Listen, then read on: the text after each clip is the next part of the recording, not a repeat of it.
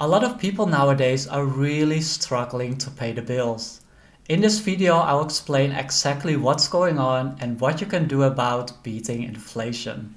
As you may have heard, gas prices are through the roof. Electricity prices around the world are getting more and more expensive. You have to pay more and more for gas, and things in general are just more and more expensive. Do you struggle with this? You pay more for groceries, more for gas, more for rent, and it can be really suffocating for most of us, especially those who live around the poverty line. Now, what's going on here? This is something called inflation. Many people describe inflation as price increases. If you look at this definition, the price increase in the last couple of months is 10 to 15% in most Western countries. In the UK, it's about 10.1%, but it's quickly going up to 15% and even 18% as some experts estimate. Even though some people say that inflation means price increase, the actual word inflation comes from inflating. Like you have a balloon and you're inflating the balloon. The balloon is bigger, it's getting bigger and bigger as you inflate more and more air into it. And this is exactly what's happened over the last couple of years. Governments around the world, Europe, the UK, America especially, they've printed so much money. So you had this balloon of money and they blow more and more money into it. They printed more and more money. So this bubble is getting bigger and bigger and bigger. It's inflating. And this is another way that you can look at inflation. It's just a bubble of money that's just getting bigger and bigger and bigger. And the more you inflate this bubble with money, the more prices are going to increase. Why? Because the more there is of something, the less it's worth. Let's say that there's this painting, right? And there's only one painting in the world, and it's a Picasso. Now it's worth, tens of millions of dollars. But guess if you make a picture of it and you print that picture, how much is it worth? Probably less than the printing cost, right? Because you can print it millions of times. There's so much of it. And the same is happening with money. The more they print it, the less value it actually has because there's so much of it. Now, how do you deal with this? How do you deal with inflation? The number one thing to deal with it is actually to stop watching the news. If I look at news websites, it's always doom and gloom, like energy prices are through the roof, inflation hits records high. And it's going on and on and on. Consumers cannot pay their gas prices and electricity bills anymore. Consumers are facing hardship this winter. And there's so much negativity out there. Now, if you want to watch the news, fine, but if you read the same negative headline over and over and over again, you're going to take a lot of this negativity, this anxiety, this fear, this anger, this frustration into you. And do you think that's going to be productive? Probably not very much. You're probably going to feel a bit anxious and worried and afraid. And that's not the right state to be in to deal with inflation. Here's the second thing that you can do. It's to become more valuable. Many people believe they are in a job with a fixed income, a fixed salary, a fixed life with fixed expenses. But if you have this fixed mentality, you're going to get hurt and you're going to suffer, especially when all of the prices are going up and your income isn't.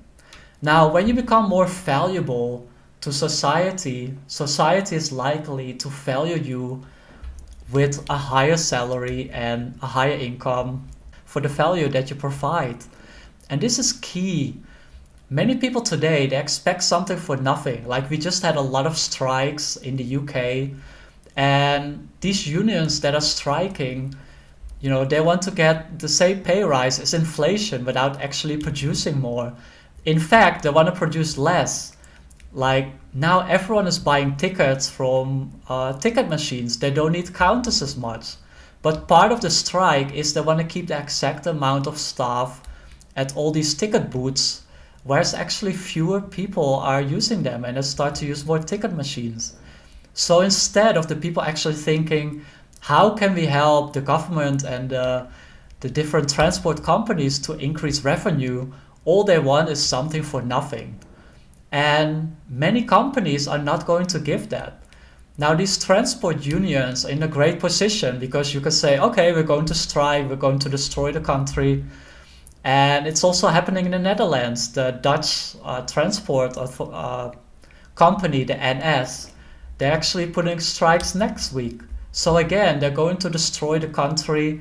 You know, tourists are coming and there's no train. And it's absolutely disgusting. It's horrible. But many people, they're in jobs and they don't have even the opportunity to strike. You know, they can ask their manager for a raise, but they cannot just quit because probably the manager will say, okay, bye, see you. I'll just hire another person, right? So what can you actually do about it? By becoming more valuable, you provide more value to your company, to your clients, to the people around you.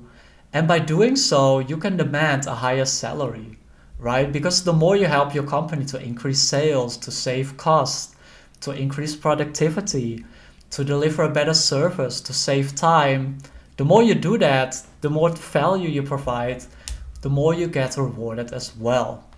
And this is a bit of a pitch. I created this 30-day course to help you to get a pay rise, and the link is in the description below. But this is one of the ways that you can deal with inflation. Another way to deal with inflation is to start saving and investing. So many people, they don't even have $500 or pounds in their account to deal with emergencies. And, you know, especially the poorest, they don't pay themselves first. The best thing you can do to start to increase your wealth and better manage your money is to pay yourself first. So when you get your paycheck, the first thing you do, pay yourself first in a separate account, and then after that you pay all of your bills. And maybe you say, boy, but I cannot do that. I don't have any money. But that's exactly the reason why you should do it. And it doesn't matter how much you earn right now, it's about getting into the habit of paying yourself first. Because that's something that many people, they don't do. They work hard, but then at the end of the day, they have nothing to show for it. And when something like inflation hits, they have nothing. You know, now they have to be really frugal, which they could have done before to save some money or to become more valuable to increase their income. But instead, they didn't do it. They decided to watch Netflix and play games. And it's really important to start to pay yourself first and to build that nest egg.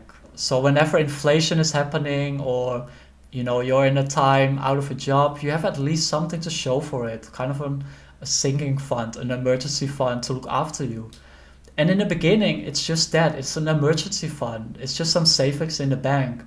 But as you keep growing and you build cushions of and reward, of savings and investing, you really start to build your wealth and you start to be a master of your money rather than being its slave. And that's the last tip I want to end with. It's to stop being a wage slave. Stop living paycheck to paycheck. Value yourself. Pay yourself first. Make sure that you have a couple of months or even years in investments and liquid assets like cash. So whenever something like inflation happens, you are protected. Now, many people might say that, you know, savers are losers and cash is trash. Now, in times of inflation, that may be right. You know, like right now, my average investments pay like 8%, but inflation is like 12%. But I believe it's only going to be short term. You know, if you stop watching the news, you take charge of your life, you pay yourself first, you become more valuable. That's the way that you deal with inflation. And that's the way that you can really create a positive mindset that's ready for anything. If you can go through this, you can go through anything with your money. So make sure that in these difficult times right now, you really start to master your money because it's such an important topic and almost no one talks about it. You know, yeah, they talk about credit cards and student loans, but they don't talk about actually How do you think and feel about your money? What are healthy money habits that can really help you to beat inflation and to make more money and to become more valuable? Okay, so I hope this helps. Make sure that you subscribe and like this. I would love to hear from you as well. You can always DM me. I love to hear from you.